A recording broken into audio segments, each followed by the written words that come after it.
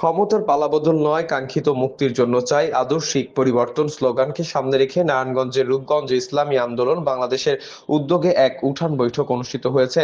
তারাবো পৌরসভার ৫ নং ওয়ার্ড নির্বাচন পরিচালনা কমিটির আয়োজনে খাদুন মৈকুলি এলাকায় এই সভা অনুষ্ঠিত হয়। অনুষ্ঠানে প্রধান অতিথি ও নারায়ণগঞ্জ ১ আসনের সংসদ সদস্য প্রার্থী মুফতি ইমদাদুল হাশেমি হাত পাখার মার্কায় ভোট দেওয়ার আহ্বান জানান। প্রধান বক্তা ছিলেন নির্বাচন পরিচালনার কমিটির আহ্বায়ক মুফতি শিব্বির আহমেদ।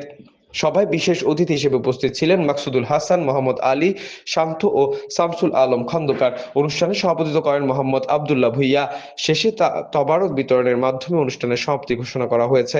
ইসলামী জামানায় প্রথম জামানায় মহিলাদেরকে কিভাবে অবজ্ঞা করা হইতো, বলে দুর্বল যুবকদেরকে কিভাবে অবজ্ঞা করা হইতো, বলে পুরুষ লোকদের কিভাবে অবজ্ঞা করা হইতো, বলে যার ঘরে কন্যা সন্তান জন্মগ্রহণ করতো অন্য কোনো কাজ না। কারণ কেউ রাজনীতি করে মেলে ফ্যাক্টরি খাওয়ার জন্য, কেউ রাজনীতি করে জায়গা দখল করার জন্য, আর একমাত্র রাজনীতি করে আল্লাহ তাআলা খুশি করার জন্য। ধর্ষণ করি, দুর্নীতি করি, তাহলে সেই গুণের বাকি আপনার ধর্মে পাবে। আপনার ভোট আপনাকে দিতে হবে, আপনাকে দিতে হবে। আমরা সবাই জানি, তারপরও কথা হলো যে ইসলামের বাক্স একটা, ইসলামের মার্কা একটা, ঠিক আছে? ইসলামের পক্ষের দল একটা এবং ইসলামের পক্ষের মার্কা একটা। আর আমরা এবার আর নতুন করে কোনো দল দেখতে চাই না। এবার আমরা ইসলামের পক্ষে ইনশাআল্লাহ হাত পাকা মার্কায় ভোট দিয়ে জয়যুক্ত করবো ইনশাআল্লাহ। ইনশাআল্লাহ এই আমাদের রূপগঞ্জে ৬ জন প্রার্থী দাঁড়িয়েছে।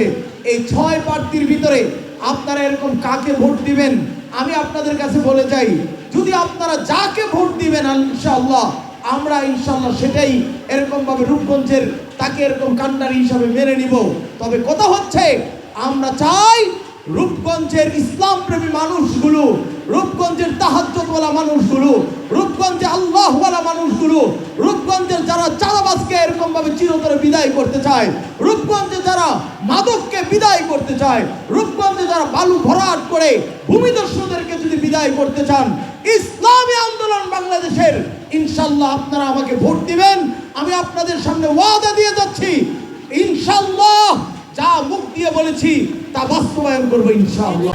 দৈনিক আজকের বাংলা .net